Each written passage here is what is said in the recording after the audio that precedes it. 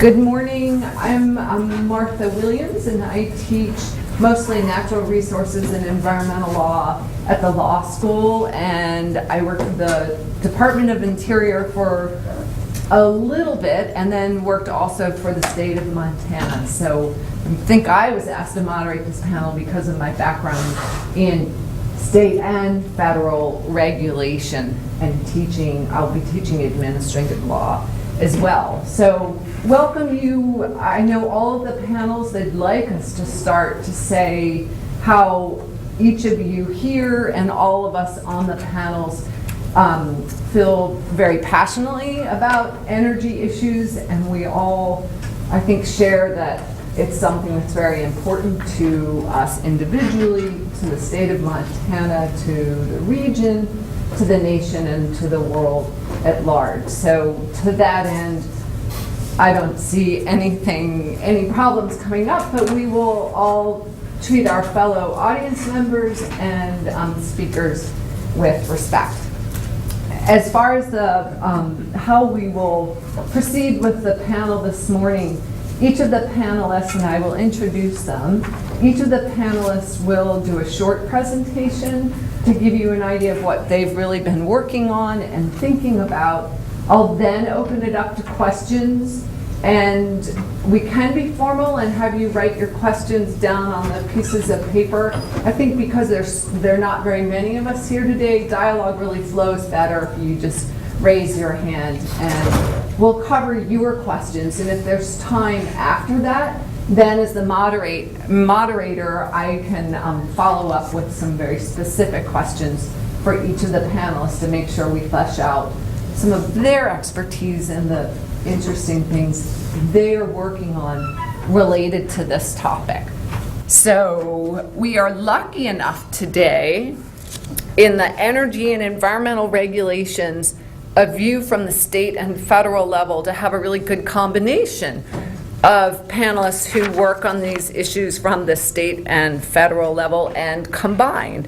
So first we have Dr. Sara Rinfret from our own University of Montana. She's an assistant professor of political science, and I won't go into her full background. I've been to too many legal conferences lately, or other conferences where there's so much time spent on reading your publications and your wonderful background. Suffice it to say, she has a perfect background to be speaking on this panel, and you can read her bios in the materials. Then we also have Dr. Robert Duffy, who we're lucky enough to have here from Colorado State University. You are the department chair of political science, and also have worked on these issues from really the federal and state perspective, both. And then we also have Garrett Martin from Helena, the Montana Department of Environmental Quality, where he's an energy analyst and planner. Each of the panelists have been able to attend a number of the panels for this summit and this conference so far, so I think they can add additional perspective from those panels. So let's start with you, Sara, and then move on. All right, so thanks everyone for being here bright and early, and thanks to Danielle, one of my students, for being here too. So I appreciate it. But today what we're going to focus on is the role, like where she was talking about in terms of federal state regulations. And so this is my love and passion, right? So how many people really love environmental rulemaking? So that's me. And so I want to talk about some of the research that I've been doing at the federal and the state level. And so I'm going to focus on kind of two big areas. I'm going to start off by talking about some of my research with the Federal Environmental Protection Agency. Can you hear me? Please speak up a little Yes. better. I can do that. That's not the microphone. Is this?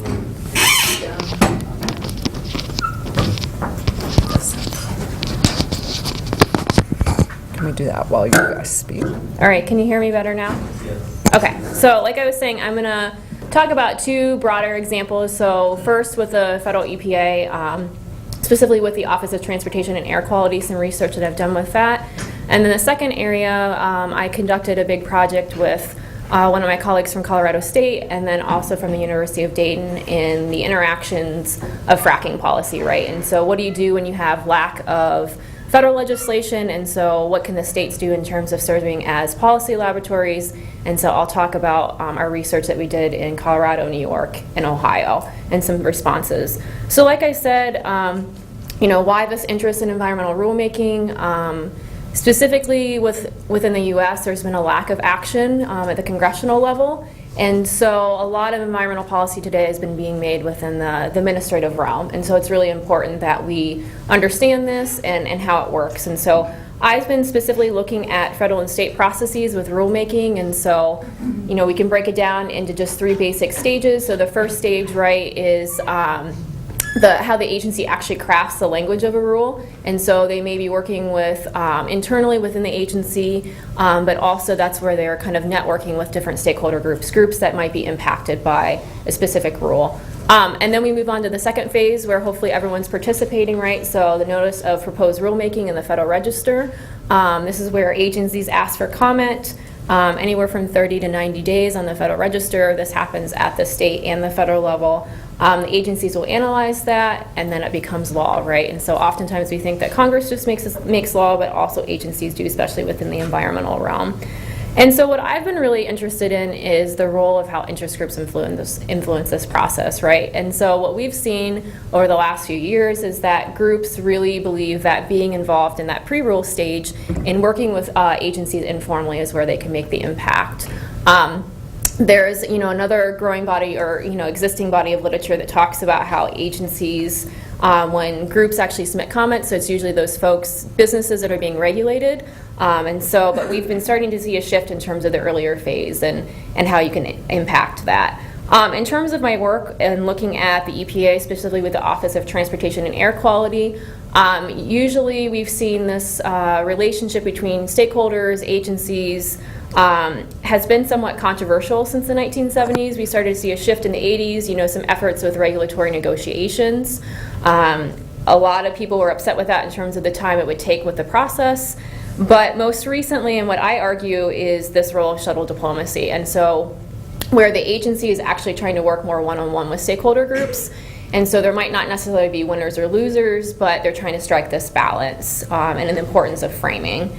And so kind of shifting to the state perspective, we just completed this larger study before New York decided to ban fracking, but what do you do when there's a lack of federal policy that is dealing with hydraulic fracturing? And so we conducted a series of extensive interviews with policymakers, rule writers, and also stakeholders surrounding the New York Department of Environmental Conservation, Colorado's Oil and Gas Conservation Committee, and then Ohio's Department of Natural Resources. So it was really interesting. We do have some more recent rules from the Bureau of Land Management and the EPA. The BLM rule just came out with fracking on March 20th. It'll take 90 days for that to be implemented. But going back to what states are doing, and so what we had seen is the importance of role of gatekeepers, right? And so the influential role that the governor and state legislatures can play in shaping state-level rule writing. And so we see a variety of different frameworks, and the question becomes, which is the best framework to moving forward and maybe actually pressuring federal lawmakers to act and creating actual national legislation that addresses hydraulic fracturing. So just briefly, in Ohio, it's really interesting. I did more of the research out of Ohio and New York. I'm a native Ohioan, so I can speak more to this if you have questions, but it was really interesting to see how the Ohio Governor Kasich and the state legislature actually shut the experts out of the process. And so the Ohio EPA and the Department of Natural Resources was downplayed their role, so the experts in kind of overseeing this process.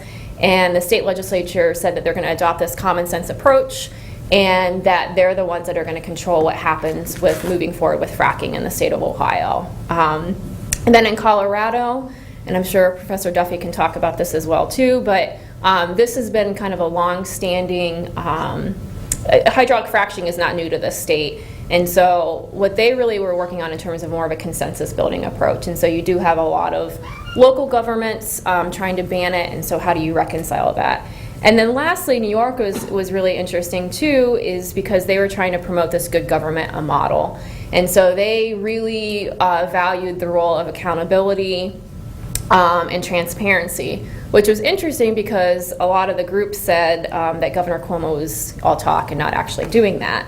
But what really drove that was the importance of the New York City watershed and making sure that that was banned. And so what the takeaway from this too is, though, is that you have all these different policy laboratories, and so you kind of have this piecemeal approach and whether or not this is beneficial. But again, one of the takeaways from the research that I've done at the federal and the state level is that being involved early and often in the process is where often the influence is occurring, and being aware of the process. And so this is really where environmental policy is being made today in the U.S. due to lack of congressional legislation. But also, I just want to close with a couple of points in terms of we're seeing this shift in the next generation of environmental policy. And so I've also done a lot of research in terms of the relationships between state and federal regulators, but also regulators in the regulated within the environmental arena. And so we're seeing this role of trust. And so the question becomes, does trust become capture? And so what we have seen is that trust is actually leading to better policy decisions. It may not have, the ultimate outcome that a specific group wants, but what we are seeing is that policy is being made within the administrative realm. So that is it. So thank you for coming, and I'll hand it off to Bob next.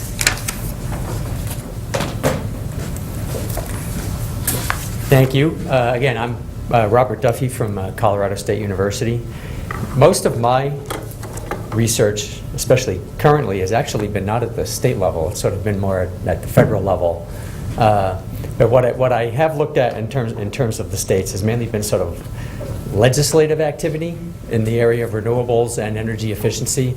And so most of what I'll talk about will be information about what's going on in the states legislatively, which obviously has an impact as well on what happens in terms of regulation. So I had prepared a little more than this, but yesterday I noticed that everybody else did a much better job presenting facts and data than I probably would. So I decided to eliminate a lot of that out, and since I don't have any PowerPoints, that'll make it a little bit easier. We all know renewables are increasing through the states. That's largely a result of a combination of federal and state policies. Federal policies like the investment tax credit for solar, the production tax credit for wind, state renewable portfolio standards, and some state rules and regulations on net metering. And so the one thing that I noticed in looking at some of the information on state legislative activity in the last 3 years on renewable energy in particular, looking for trends, is that it's really hard to spot any trends on this. And I think part of that has to do with the fact that different states are controlled by different political parties, and so we've been sort of moving in very different directions. So it's hard to deduce any particular trend on that. Some states have rolled back their RPS, some states have made them more aggressive, some states have rolled back their net metering, other states have sort of pushed to make them a little more aggressive. And again, I think that has a little bit to do with some of the partisan effects going on. So just to sort of walk through a little bit of some information on this. And this data is coming from the Center on the New Energy Economy at Colorado State University. It's run by former Governor Bill Ritter, who's a colleague of mine, very generous in his time coming to classes, etc. Has employed a common student of Sara and mine in sort of doing the data on this. So I wanted to make sure that they got proper credit for this. In 2015 so far, and this is as of 3 days ago, there are 90 bills introduced into state legislatures throughout the country dealing with renewable portfolio standards.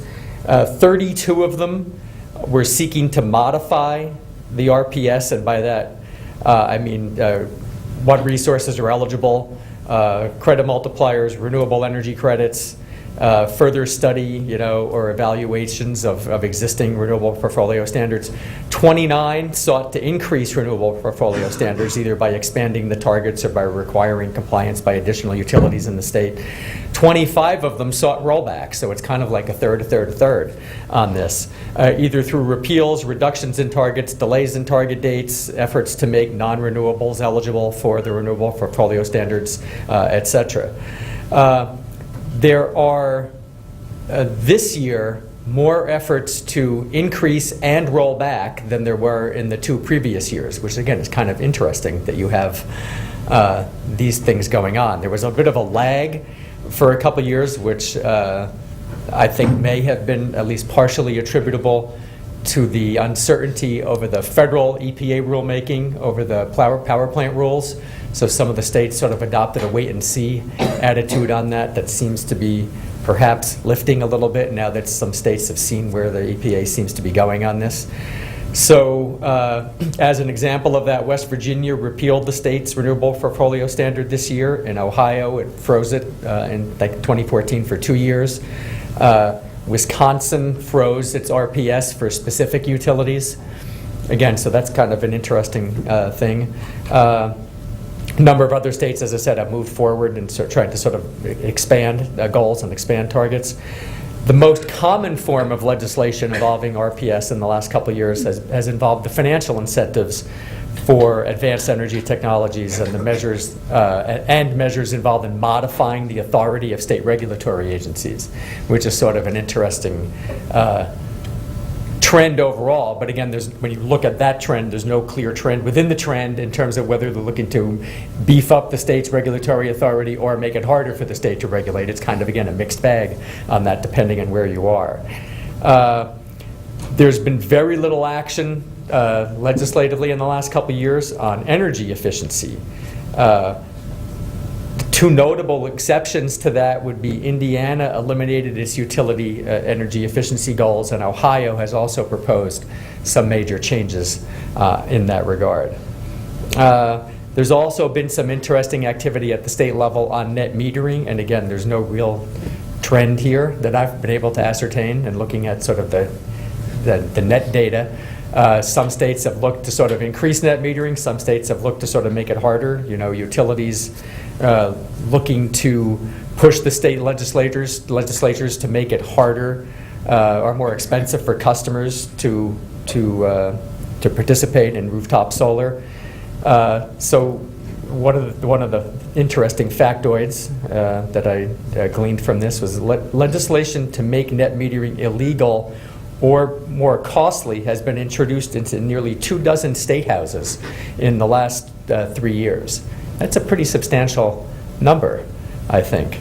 And some of the proposals were nearly identical and can be traced to sort of model legislation that was developed by ALEC, the American Legislative Exchange Council.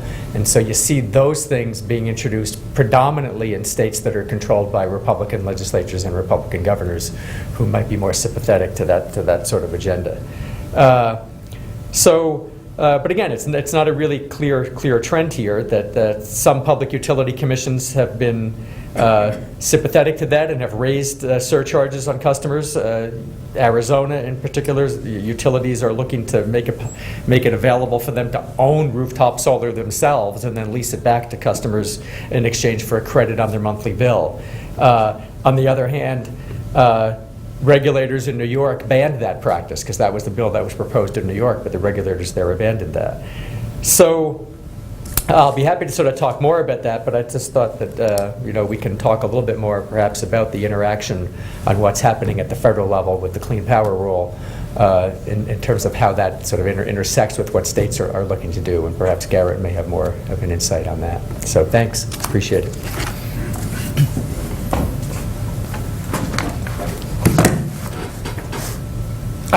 So I'm not a professor, so I'm a little less used to speaking extemporaneously.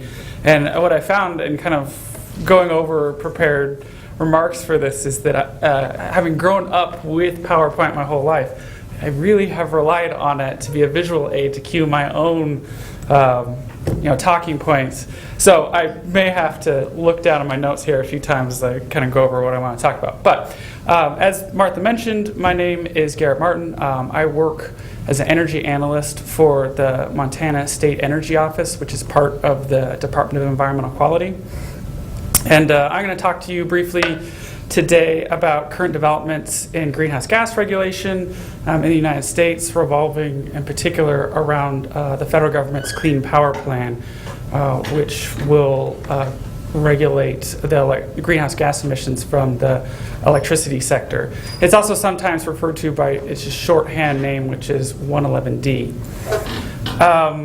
Now, for the U.S. to properly regulate greenhouse gas emissions, the electricity sector is going to have to be part of that comprehensive program, because the electricity sector represents a third of the country's greenhouse gas emissions. It's the largest sectoral contributor to the country's greenhouse gas emissions. So it makes some sense that we get around to eventually regulating that if the state or if the country is really going to take greenhouse gas emissions seriously.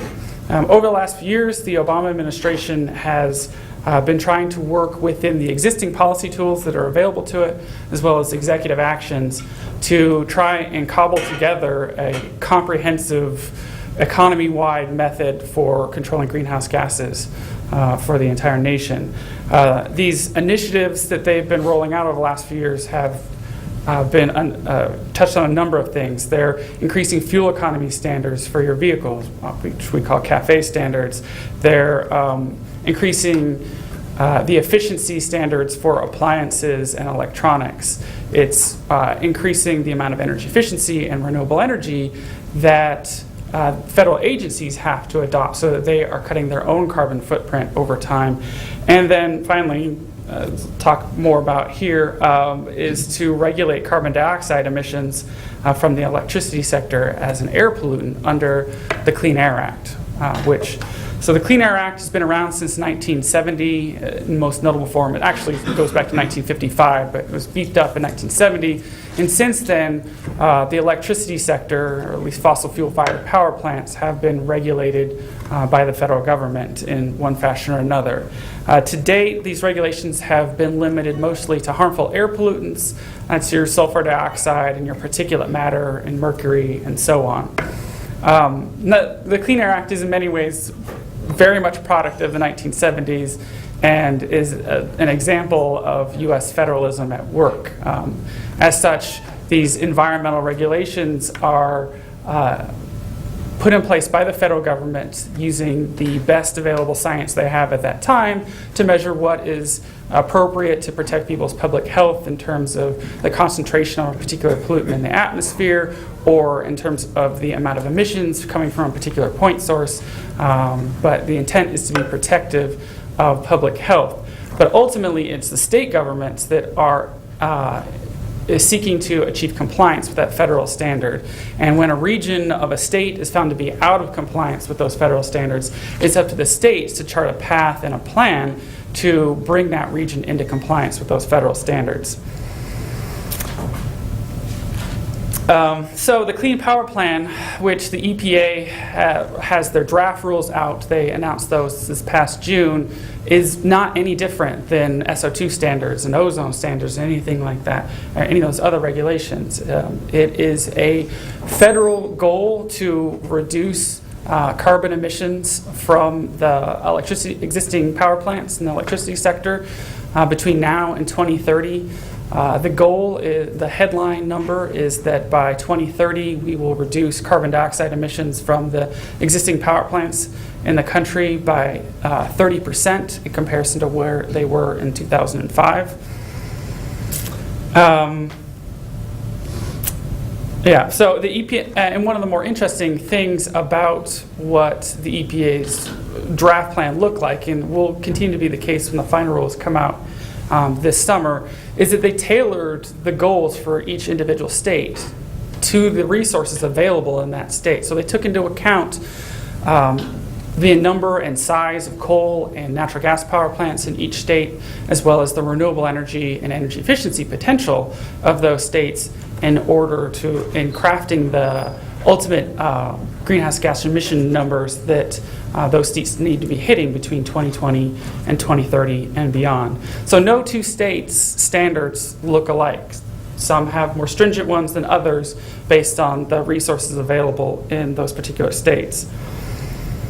But when the final rules are published later this year, and this will be after a year-long process of comments coming from stakeholders and the general public in particular states, And the final rules, when they're announced, and they will look a bit different than the draft rules.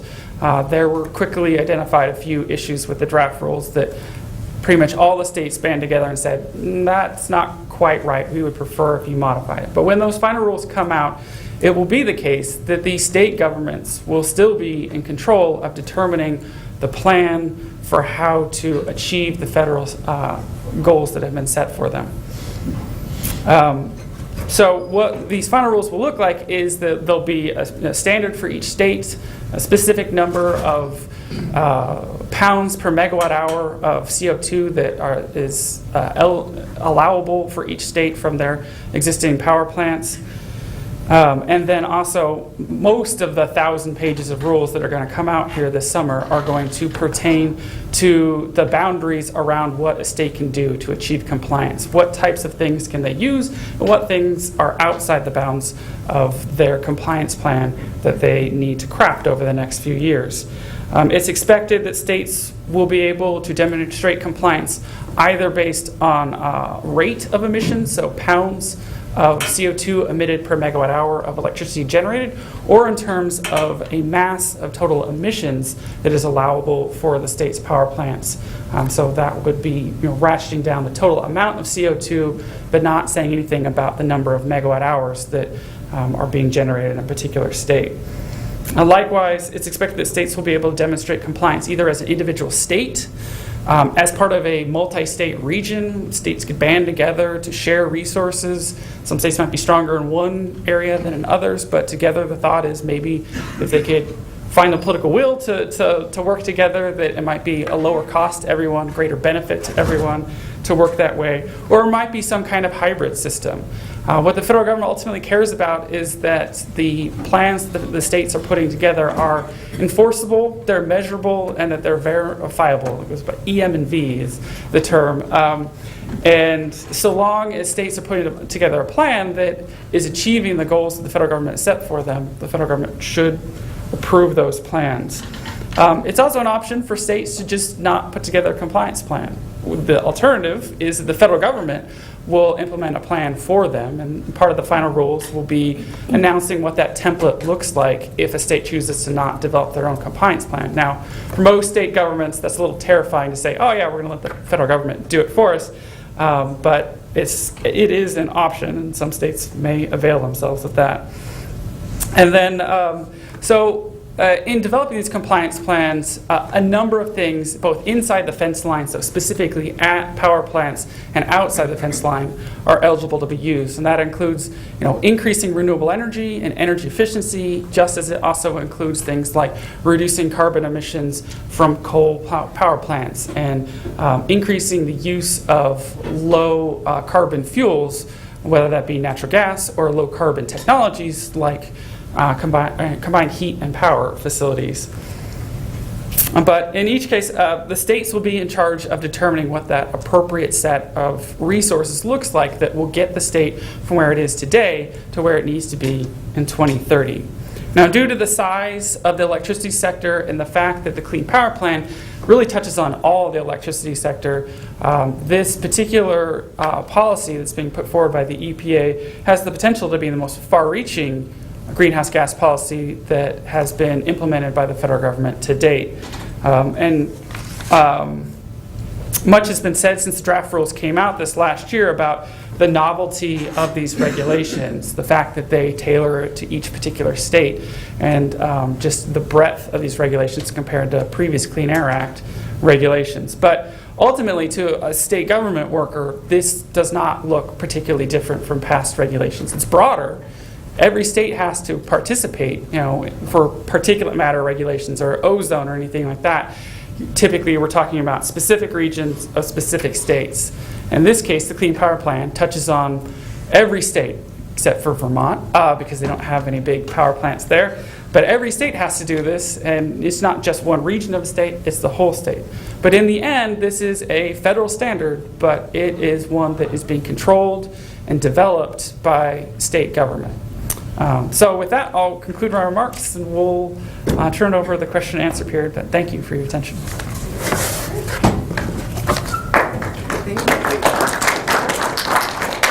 Thank thank you, Sarah, Bob, and Garrett. I have lots of questions. I can't wait to follow up. But I'd like to open it up to your questions first and make sure we address what you came to hear about. Great presentations, thank you. My question is mostly, I think, for Garrett, but I'm sure you can each chime in. Let's imagine that the 111D does go through in some form or another, and then it's time for the states to adopt it, but the governors and the state legislatures of a whole bunch of states decide to listen to the advice of a certain U.S. Senate Majority Leader and just let the federal government, the EPA, take care of all those programs. Is the strategy with that just to then turn around and cut funding to the EPA so that these programs cannot actually get implemented, or is there some other strategy in the works? Can you speak to that? I mean, I am not inside the inner meetings of political parties, so I can't say what exactly their strategy is. I think. Well, never mind the strategy. What do you think the implications would be if more than, I don't know, X number of states opt for federal? Let me interrupt. Can everybody hear the question? You couldn't hear the question. Okay, the question is, what happens, what's going to be the next step if a certain number of states opt out of the Clean Power Plan and have the Fed step in? Is that a... Right. And, I don't know what that critical number would be. I think that is going to be an interesting challenge if you really were to see, 20 states say, we're just not doing this. That would be a real test for the federal government and for federalism as it works in this country. It's a very interesting question, and one that I think everyone's kind of imagination could run wild with. But I don't know what will happen, whether the federal government will really stick their foot down and say, no, you guys have to do this. If that Congress tries to defund this plan or anything that the EPA is doing, will there be enough votes in Congress and with the presidency to either stop or veto that legislation? It all just kind of depends on the scenario that rolls out and where Congress is and where the presidency is in terms of their support for the plan, and the Supreme Court as well. So we'll know in 20 years or something. Yeah, this will play out 20 years. That's a good timeline to find out whether we're taking this seriously or not. I think you'll find out much sooner than that. My sense is, you'll see this already happening, where states are saying, well, we're not going to do it, we'll let the EPA do it. And I think the Republican leadership has been quite clear that defunding the EPA, specifically with respect to rules they don't like, is a tool that they have and they're not afraid to use. So then the question becomes, what gets worked out in the legislative process between the current president and a Republican Congress in terms of budgetary policy, and then what happens after 2016, when you have a new president and perhaps a new Senate leadership, et cetera. But I think we'll get to see this pretty soon. Just briefly, I think it's another way for opportunities too, but it might create inequities across the states too. So my colleague and I are comparing kind of the response out of Montana to 111D. My colleague and I are doing a comparison between Ohio and Montana in terms of how Ohio is responding. So Ohio is saying, we're not going to do anything.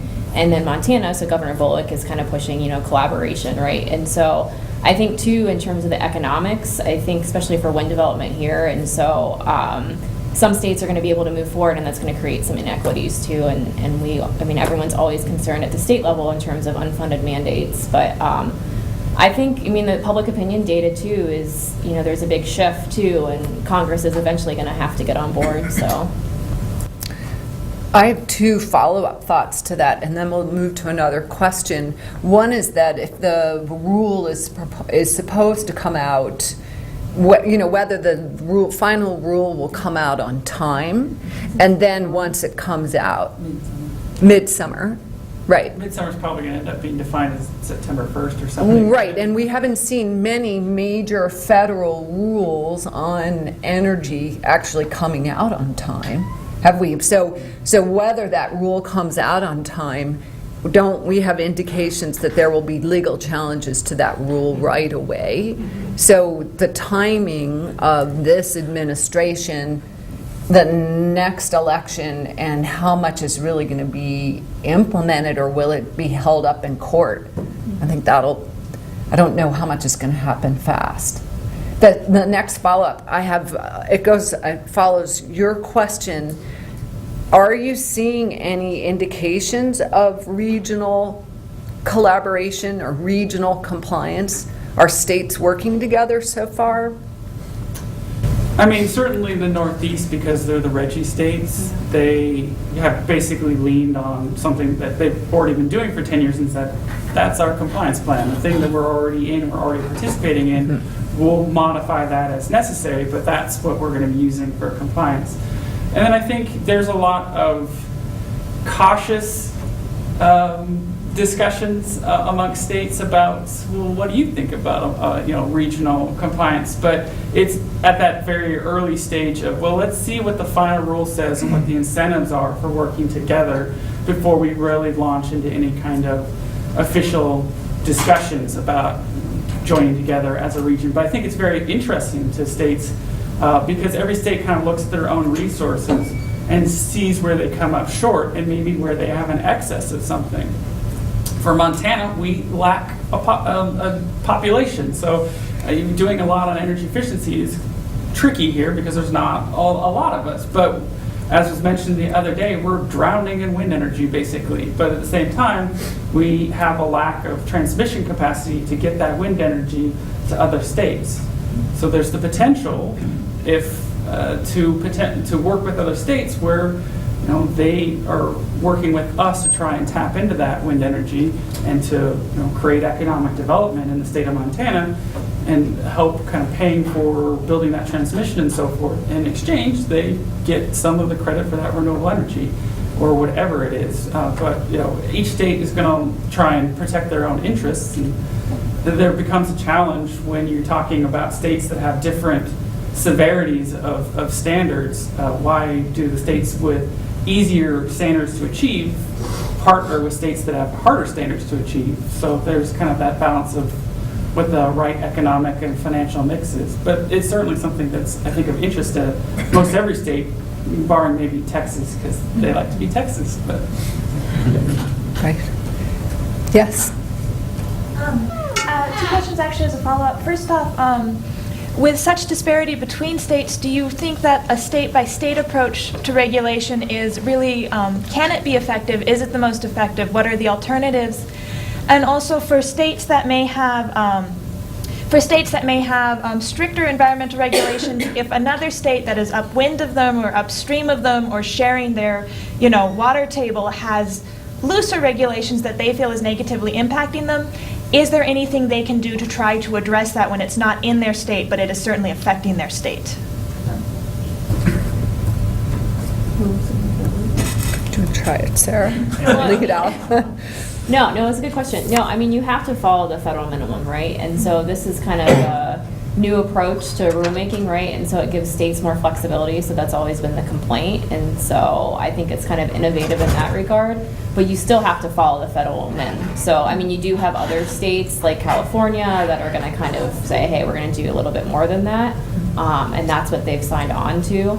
But I think, there's still a threshold that everyone has to make. And so, but beyond that, I think the idea is that it's going to encourage innovation instead of, like you said, Texas is kind of a mind of its own. But then the Northeast, too, has always been kind of a leader as well. But I think the most interesting pocket will be to see what comes out of the Midwest, too, especially with the recent elections that are going to be coming up. Kind of the discourse has been very against this rule, and especially climate change, and that climate change is not real. And so that's kind of part of the dynamic, too. So I don't know if you want to add to that. No, I would say, from a policy perspective, this rule looks like a Triple Crown winner in the sense that it makes progress on climate, energy, and air pollution quality. One of the side effects of this rule, although the focus has been on climate, one of the the positive side effects of the rule would presumably be a reduction in air pollution as a result of, just people switching away from coal towards other things that are much cleaner. Now that's from a policy perspective. I mean, if you can accomplish 3 goals with one measure, that's always a good thing to do. And I think that's what we've needed to do in terms of energy policy for a long time, is to think about how these policies intersect and how you can integrate them in a way that makes sense. But that's an entirely different question from the politics aspect of it. You have the greatest policy in the world that will do nothing if it's not put into place. And then that's where the politics come in. And I think that the point that I made poorly earlier was that in the short term, at least, the goal of the critics of the rule is delay and obstruct until such time as you have a more favorable alignment from their standpoint in terms of who's occupying the White House. And then you can have the EPA withdraw the rule, especially if it happens, if it gets delayed and tied up in court through the presidential election, and the next person comes in, if it's a Republican and it's one of the people who's expressed their opposition to climate change, they could just withdraw it, because we've seen that before with previous presidential administrations. And I guess I want to chime in to the very start of your question where you asked, can state-by-state policies work? And I think, looking at experience, the answer to that part is definitely yes. I mean, where our air is right now in comparison to where it was in 1970, it's a lot cleaner thanks to the Clean Air Act, and those policies have been implemented on a state-by-state basis. Now, some states have worked together on those types of things, but ultimately, we are cleaning the air on a state-by-state basis. Now, is that the optimal way of going about doing it? I think it definitely varies from one pollutant to the next as to whether that approach is kind of optimal. I'm an economist background, so I look at that and I think, wouldn't it be better if we did this more broadly and with market-based solutions? But you got to kind of work within the policy tools we have, and so it's something that can be effective. I think everyone dreams of a day where Congress could maybe work together to craft their own specific plan tailored specifically to greenhouse gases rather than having to rely on the Clean Air Act. Great question. I want to follow up one more time because I think it also goes to what Sara was talking about in the new, in a way, shuttle diplomacy, and how we're seeing groups and states for federal rulemaking weighing in earlier, and the rulemaking agency at least working with those interests in crafting the rule from the beginning, and then as it changes. Do you think, Sara, going to this question, that shift toward shuttle diplomacy, has that helped with the Clean Power Plan? Have you seen it play out there? And getting to the million-dollar question of how do you bring along these very disparate interests, the states that have, some want to play ball and some just don't. Right, yeah. No, I mean, I think from the agency perspective, I mean, sometimes your hands are tied, right? And so you're trying to reconcile, I mean, several different perspectives here. So the environmental, perspective, the industry perspective. I mean, I think from the agency side, they are trying, right, to kind of reconcile these differences. But I think on the other hand, too, people get concerned about who's at the table. And so who's invited at the table, who's kind of overseeing that process. And so groups get angry if they're not invited to be at the table. But what I've seen in my research is that the groups that are involved earlier in the phase, like they're happy, they're helping to craft that language, and then they're not submitting public comments because they feel like the way to submit public comments is so you have standing to sue at the end, right? And so, yeah. So in terms of if you're not happy with the outcome at the beginning, then you're just going to use it to sue at the end. But I don't know. I think I'm trying to be a little bit more optimistic about this, but I think that we're starting to see a shift towards more collaboration. So, okay, great. Next question. Yeah, I have a question, and it relates to the electric system and how it's operated and how it's regulated, and air quality.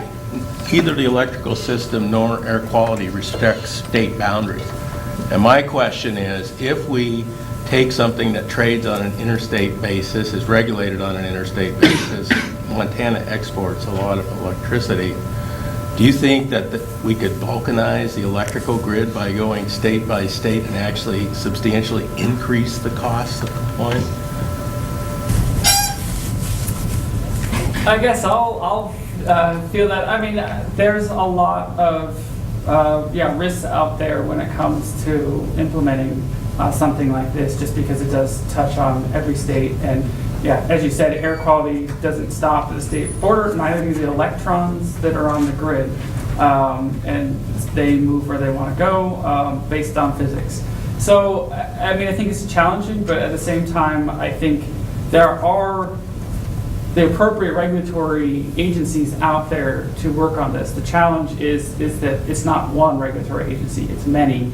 And in the past, where they've been allowed to kind of operate in their own silos, going forward, the state utility commissions and FERC and NERC and the Department of Environmental Quality for each state, they're all going to have to get together with potentially the governor's offices and the legislature and hash this stuff out alongside all the actual owners and operators of the power plants. But I don't see, well, that seems like a really high bar to hit. I think it's something that can be achieved, and because it has to, and we'll sit down and we'll do it because we're. Just a follow-up, I mean, you also add a whole bunch of new players to the regulatory regime that heretofore haven't been involved in air quality. Doesn't that increase the complexity of compliance? Yeah. And what do you mean by those new players? I'll give you a good example, and that is energy efficiency is one of the key components, okay? The Department of Environmental Quality doesn't regulate energy efficiency. It's actually regulated by the Public Service Commission, which is an elected body in the state of Montana, and you have an executive agency. Okay, all of a sudden, you have new players basically collectively having to work together to try and form a cohesive state policy, 5 of which are elected, and 1 which are responsible to another elected official. I mean, it's just, there's a whole new set of players that heretofore haven't been involved. Yeah, which is why in the next couple of years, there's going to be a lot of stakeholder conversations and big meetings about this type of stuff, because you do have to kind of get everyone across the board on the same page. And that is, it's not a small task, but it's what we're being charged with, and that we're just going to go ahead and do it because we've got it. Can I just, are you guys getting any additional funding to do this work? No, looking at my boss said no, we're not. But from the EPA, I mean, essentially it could be an unfunded mandate. That's one of the annoying things about the Clean Air Act, as far as the states are concerned, is that we don't get any, that the Clean Air Act does not bequeath to us any additional funds to go ahead and put forward and achieve compliance with those federal standards. This is, again, the case here that we don't get any money, but we're in charge of it. One of maybe the weak points of American federalism is that the people setting the standards aren't necessarily the people who have to foot the bill for achieving them. There's a question. Yeah, I have a question. I haven't really heard it talked about too much during this conference, but energy production uses vast amounts of water, and water is becoming a more and more precious commodity all the time.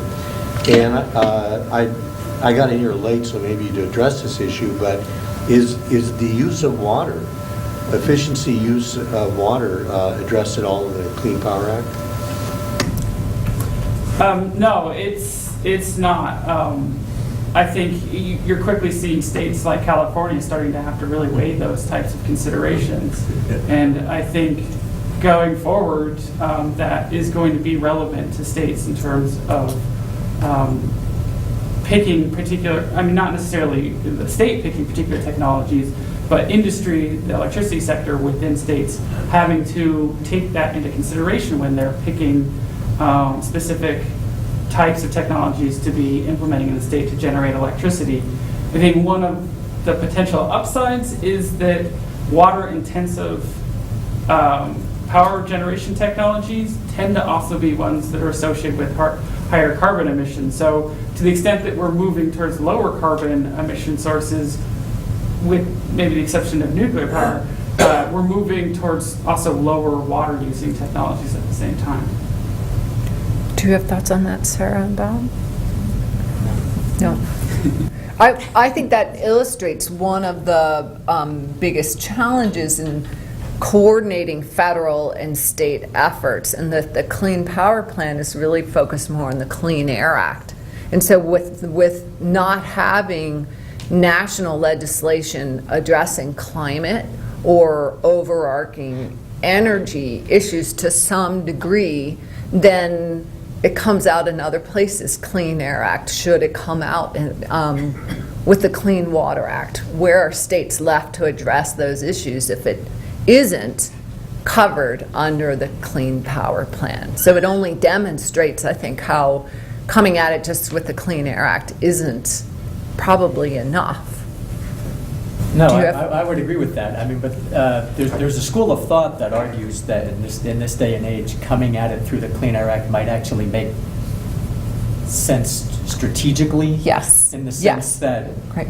if the Clean Power Plan is sold as climate policy, with climate change being a controversial issue, whereas some people believe it's happening and some people don't, and some people believe humans are causing it and some people don't, that it's sort of a difficult sell politically. But everybody likes clean air.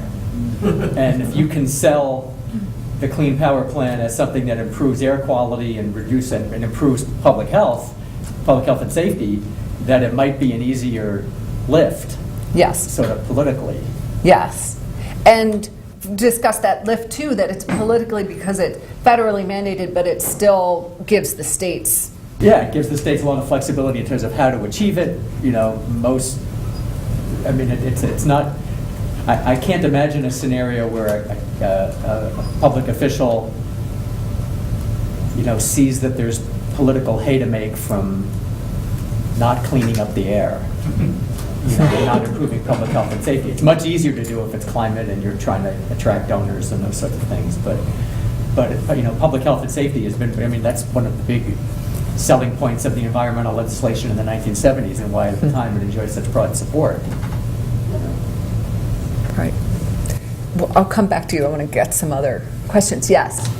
None of the speakers mentioned or talked about the Keystone XL pipeline, and that's certainly a big energy and environmental issue, and the pipeline comes into the United States through Montana, and I'm just wondering if the panel has any thoughts about, presently the Obama administration has somehow prevented the construction of that pipeline, but I'm wondering what you think might happen in the future and just what the environmental regulatory issues are associated with the Keystone XL pipeline. Right, so they were charged with, this is energy and environmental regulation, state and federal level. So how does this Keystone pipeline fit into those state and federal regulations? All right, guess I'll tackle it. And I'm kind of stepping a little bit outside of my normal kind of day-to-day stuff here to talk about it. But I think it's fairly clear that because the hang-up is that this crosses an international border, and consequently the federal government has authority over it because they're in charge of our international borders.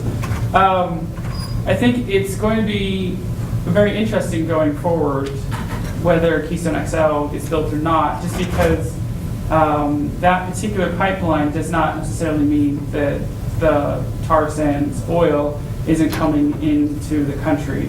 And so there is kind of that question of what is the appropriate mechanism for bringing that oil into the country and bringing it all the way down to Texas and Louisiana to be refined and to be put on ships and exported, because there is the flip side of, okay, well, then it's going to go on rail cars. And I think everyone's seen in the news over the last couple of years, transporting oil by rail has its own concerns, both to populated areas, because trains tend to run through cities, and because they also tend to run along waterways. And we have major rail lines here in Montana that run along the Yellowstone River, and the High Line runs along various tributaries of the Missouri. And so there's concern there, both for human life and for the environment, of what happens when you're utilizing those routes of transportation more than, say, a pipeline. I don't have the answer as to whether or not that particular pipeline should be built. But I think it is tricky because it's not just a we either take the oil or we don't question, because there's already mechanisms for the oil industry to bring in oil into the United States that the federal government and states don't have the authority to block. So we'll have to see what ultimately plays out with that. I think linked to that too, and I probably shouldn't say this, but I think that the Keystone Pipeline is often a distraction too, to say that Congress is actually doing something or trying to, from other bigger issues and kind of tackling larger environmental policy, or actually updating our environmental policy from the 70s. So I think it's a distraction too. So. Do you think, Bob, I know one of the your thoughts coming into this, what are the strengths and weaknesses of the federal system as it relates to energy and environmental issues? Does the Keystone Pipeline play into that? Is that something that gets covered adequately under? Does it play to the strengths and weaknesses of our existing regulatory system? Well, I guess the answer to that would depend on what happens. Yeah. I agree with Sara that I think that discussion over Keystone is sort of a symbolic debate and discussion designed to sort of signal that you're doing something in energy policy that's significant that really isn't. In terms of the broader question about the strengths and weaknesses of the system, I think both Garrett and Sara have mentioned that one of the advantages of having a federal backstop to pollution problems, especially that cross state boundary lines with air and water, is that you can protect folks who are downwind or downstream from folks who are upstream doing things that could be harmful to them. So trying to provide sort of a floor below which states can't go in an effort to protect public health and safety is ultimately why we had the strengthening of the Clean Air Act in the 1970s and the Clean Water Act in that same period of time, because of concerns that states, whether pursuing economic development or other sorts of things, would seek to beggar their neighbor by undercutting in terms of environmental protection. Okay. So I mean that's a very broad answer, but that's sort of where I come at it. Great.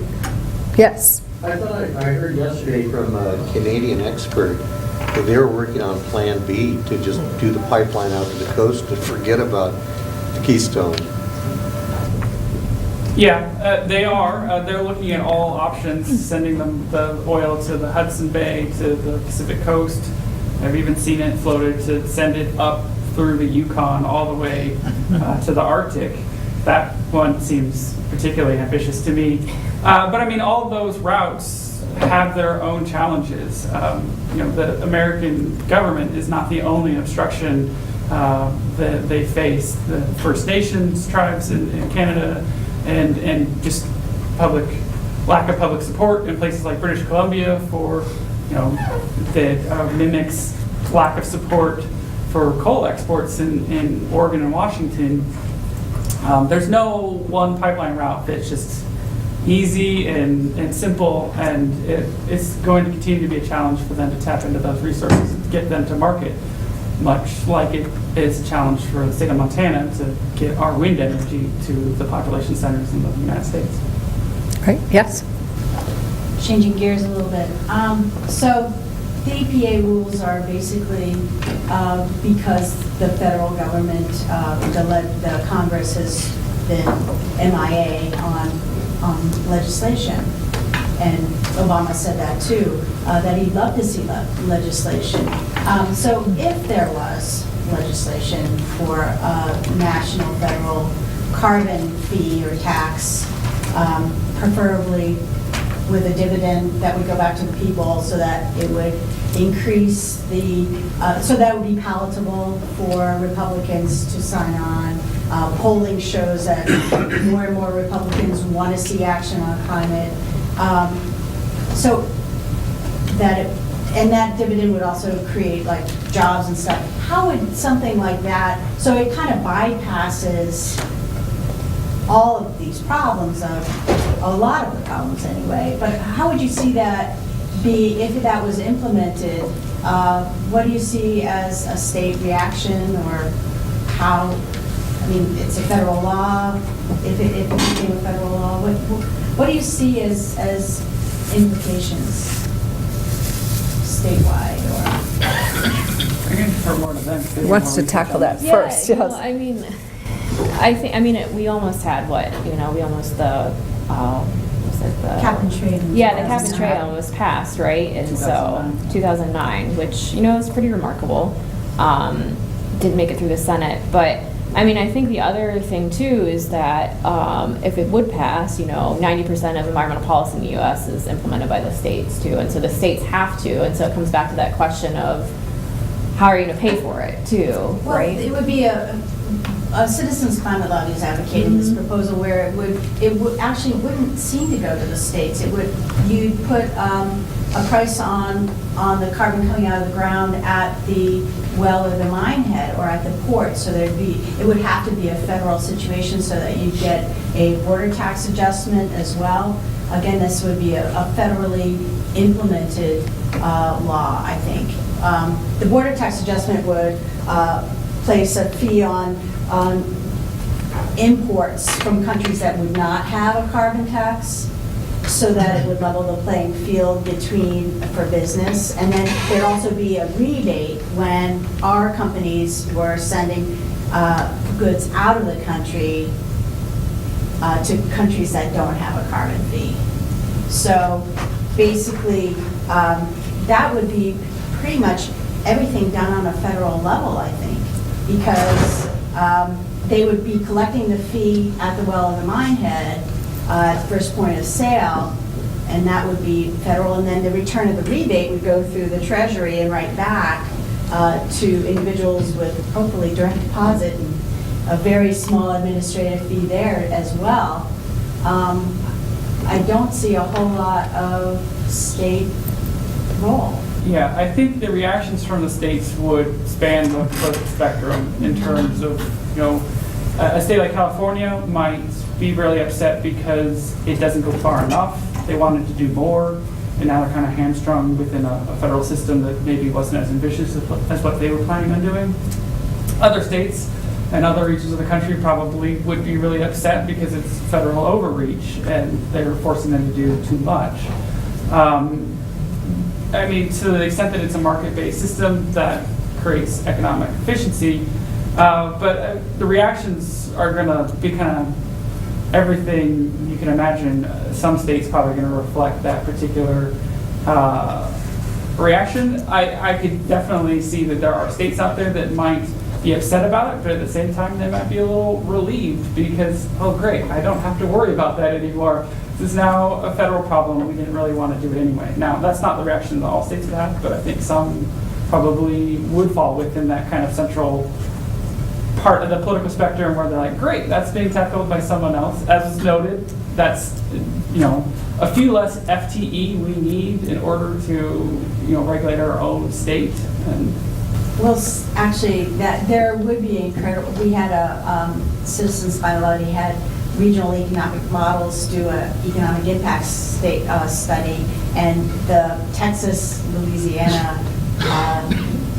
would be highly impacted. Whereas the Midwest would see a great reduction in air pollution because they have a lot of coal up there, and it would see a population movement up to the Midwest and a lot more wind, use of wind energy up there. And so there's the 9 regions that were studied have varying impacts.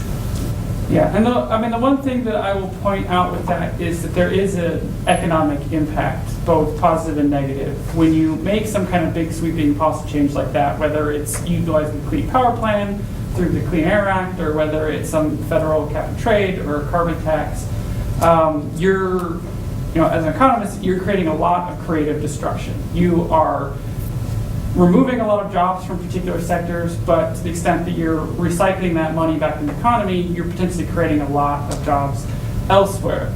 That creates winners and losers, and you're gonna get people who on both sides are really upset because you're removing my industry that I've been gainfully employed in for 30 years, and I rely on that. At the same time, you're creating other industries that are, you're going to be hiring a lot of people. So there is that challenge of navigating and getting over that, and finding the appropriate mix of how to support those industries that are going to be negatively affected while still trying to move forward and address the particular policies that you want to achieve. Great. Did you have a question in the back? Well, it was kind of going back to the Keystone Pipeline, but I didn't really want to go back that bad because to me it seems that Keystone is totally irrelevant right now because of what's happened in the rest of the natural gas and petroleum markets, and that since it's such an expensive resource compared to everything else that's out there, that why would you even be wanting to go after it? I mean, for Canada, it's because it's a jobs thing. I mean, yeah, you need $80 a barrel really to make it economic, but they want to employ people in the province of Alberta, so they're going to do what they can to promote that particular industry. Working real well for the jobs right now in the U.S. and fracking, right? Okay. Closing thoughts. We're coming. We have 10 minutes. Are any more questions? And then I think it would be good to have a closing remarks or think about themes. Any other questions? No. Yes. Going. Is there any regulatory power locally in governing the rail lines? Because that is such a large, it's a big number. So rail is a federal controlled resource because it is interstate. And so the states really have a very limited amount of authority over rail lines and what is being transported on their rail lines. They have a certain amount of control over safety issues, how much safety equipment has to be in the state, and how many miles between rapid response teams within a state. That is something that they have some control over. But ultimately, what products are being transported and what they're being transported in is up to the federal government to determine. Schedules as well. I think the state and local government have no control over schedules. This was just an issue in my town of Fort Collins. There was a report that came out that showed that train delays are now much longer than they used to be, right? Because the trains are longer and there's more of them coming through, mainly carrying coal and other sorts of things from Wyoming. And so people are getting stuck at traffic lights, at rates that they didn't used to get stuck before. And the city council was lamenting the fact that they were powerless to do anything, and it was all up to the federal government, and the railroads just didn't want to talk to them. Yeah, so, very good question. Follow up on that briefly. Is there any upper limit controlled by any policy or regulation of how many trains per hour can go down through, like Fort Collins, where I was at years ago? Yeah, I don't know the answer to that. I don't so they think could go through every 90 seconds and there's nothing the city could do. Yes. Just remember the railroad's the largest unregulated monopoly in the country. Yeah, well, again, I mean, the railroads were there before the town was, in many respects. And the town came to the railroad. Yeah, well, and when there were 30,000 people in town, it didn't matter, but now that there's 140,000, everybody gets stuck at the traffic light and can pick up their kids and they get angry. So. Well, I do think it's really indicative of how when you're trying to grapple with an issue like greenhouse gas emissions, or when you're grappling with issues that are cross-cutting, and we are seeing emerging markets, we're seeing things shift, our existing regulatory structure can potentially be taxed, or it'll cause us to re-question. Wait a minute, how come we know why it was developed that way, and that's why we have it, but is there room for states' locations to get more involved in the future? Certainly hasn't been in the past, but it's going to push those issues. Yeah, and I would say, I'll make this my final thought, yes. Is that, the question of when things happen is sort of important. I mean, in the West, yes. This was a fairly sparsely populated region of the country for a long time, and when there was energy exploration going on years past, there was nobody around to be affected by it. But now in the Front Range in Colorado, you have a lot of energy exploration going on in densely populated sort of residential areas, and so the politics shift a little bit. I mean, you have laws that date back 100, 150 years that sort of encourage energy exploration and give folks, split estate sort of issues. People who own the house don't necessarily own the minerals or the oil and gas underneath it, and all of a sudden they find out that somebody's going to come and put up an oil or gas rig and start fracking under their house or next to their school, and find out that there's not much that they can do about it. And so that's what's really helped gin up this controversy, I think, in Colorado in particular, presumably in some other states as well. Yes, those lords of yesteryear for those laws to be referred to, and that we are still here we are with these very old laws that were developed in a very different time for different reasons. Yeah, for very different reasons. Right. Closing thoughts, Sarah? Yeah, no, I think that sometimes we're frustrated in the U.S. because of lack of action at the congressional level, but I think we need to applaud the efforts of folks like Garrett that are actually making environmental policy, and that we shouldn't forget that. So those are the people that are on the front lines tackling this stuff on a day-to-day basis, and we need to respect those people. So great.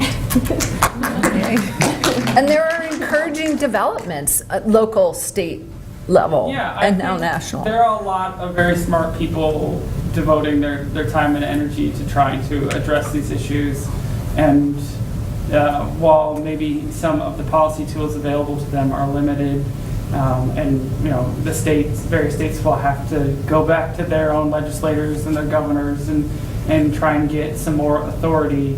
There's a lot of time and energy that's being put into trying to do something that works for localities, works for states, and works for the U.S. to achieve the policy goals of all three of those entities.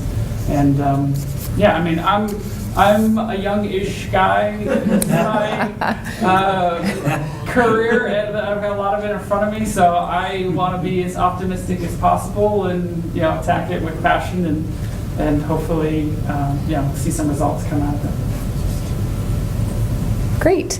Well, thank you very much for participating in this really important conference and summit.